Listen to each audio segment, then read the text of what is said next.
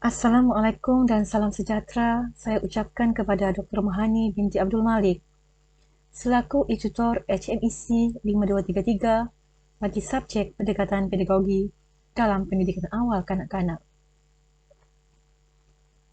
Saya Nur Arifah binti Amir Saleh dari Belajar Pusat Pembelajaran Open University Malaysia Tau Sabah dengan ini mempersembahkan berkenaan tugasan bahagian 2 yang memfokuskan perancangan pengajaran slot bagi kemahiran komunikasi membaca bahasa Melayu.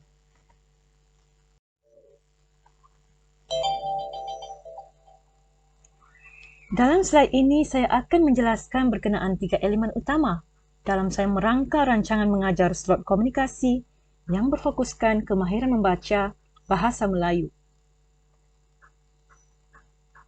Berikut merupakan 3 elemen tersebut yang merangkumi objektif pembelajaran, strategi dan kaedah PDPC, pemilihan media dan bahan bantu mengajar yang bersesuaian dengan aktiviti kanak-kanak.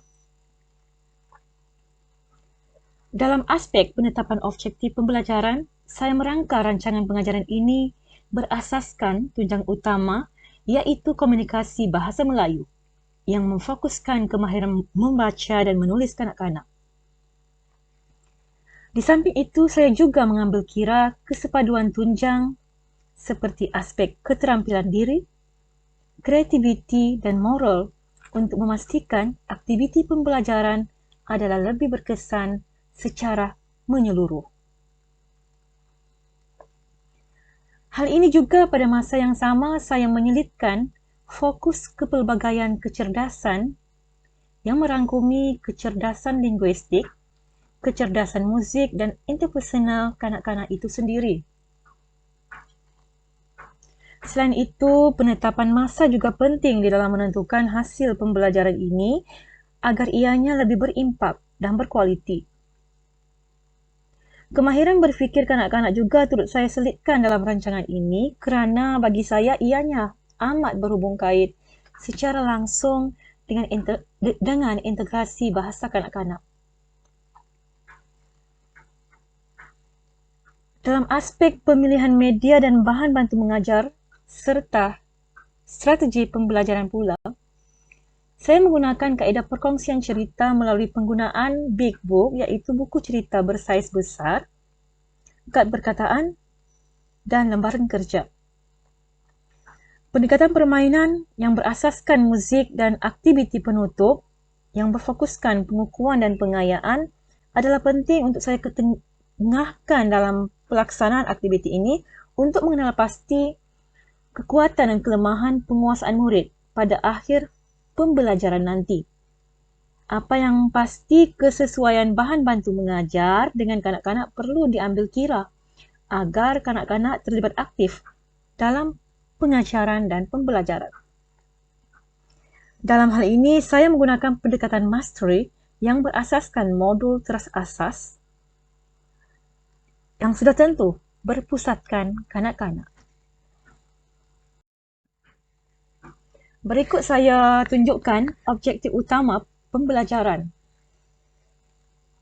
Yang pasti, saya menggunakan tunjang utama komunikasi yang berfokuskan kemahiran membaca perkataan yang mengandungi suku kata terbuka dan tertutup. Sasaran umur kanak-kanak adalah berumur 5 dan 6 tahun. Di samping itu, saya juga menyelitkan kemahiran menulis perkataan dan ayat muda.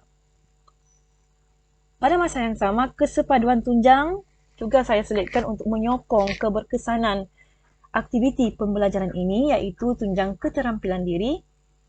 Ini penting untuk kita merangsang dan menggalakkan kanak-kanak agar dapat berinteraksi dengan yakin. Seterusnya, tunjang kreativiti di bawah tunjang fizikal dan kreativiti estetika. Saya mengajak kanak-kanak untuk membuat pergerakan mengikut irama muzik. Dan seterusnya, tunjang kerohanian untuk memberikan dan menerapkan kanak-kanak tentang nilai-nilai murni hasil dari pengajaran buku cerita. Seterusnya saya jelaskan berkenaan proses pengajaran dan pembelajaran yang berasaskan modul terasas. Rancangan pengajaran ini saya memperuntukkan masa selama 30 minit untuk melaksanakan bersama kanak-kanak.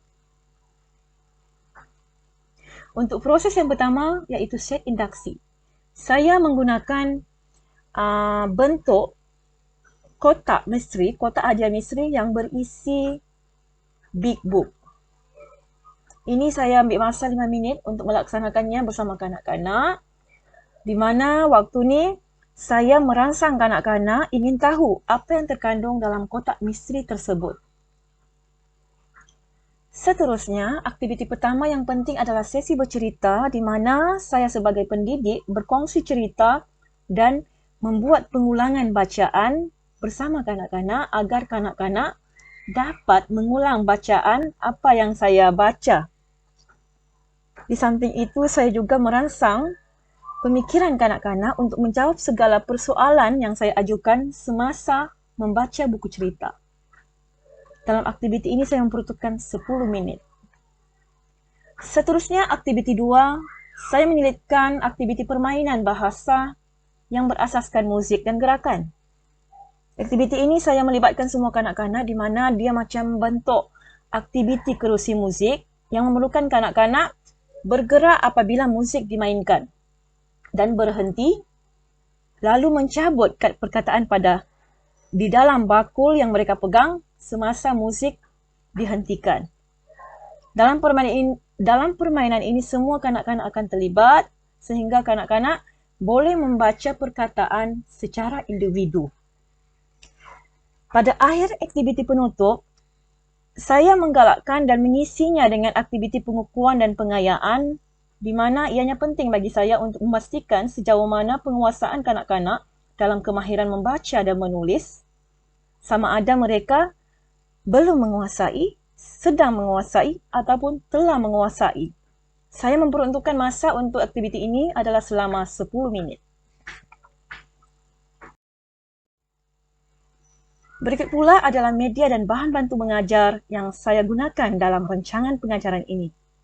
Bahan yang pertama adalah Big Book, buku cerita besar.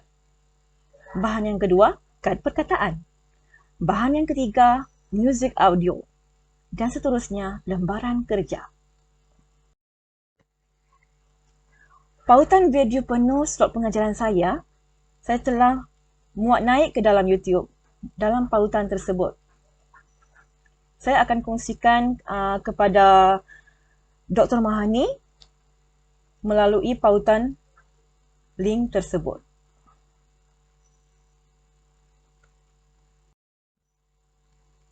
Refleksi yang saya telah hasilkan daripada akhir pembelajaran, saya dapati kanak-kanak yang berumur 5 tahun, 2 orang sudah boleh membaca perkataan dan menulis.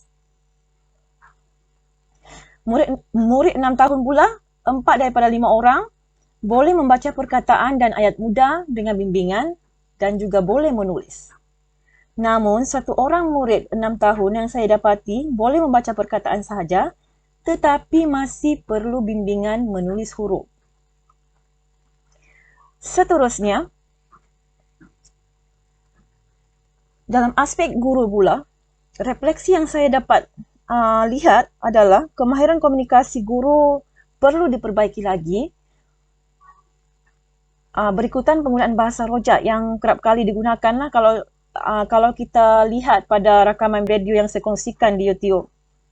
Seboleh-bolehnya guru kena perbanyakkan bahasa baku, bahasa Melayu.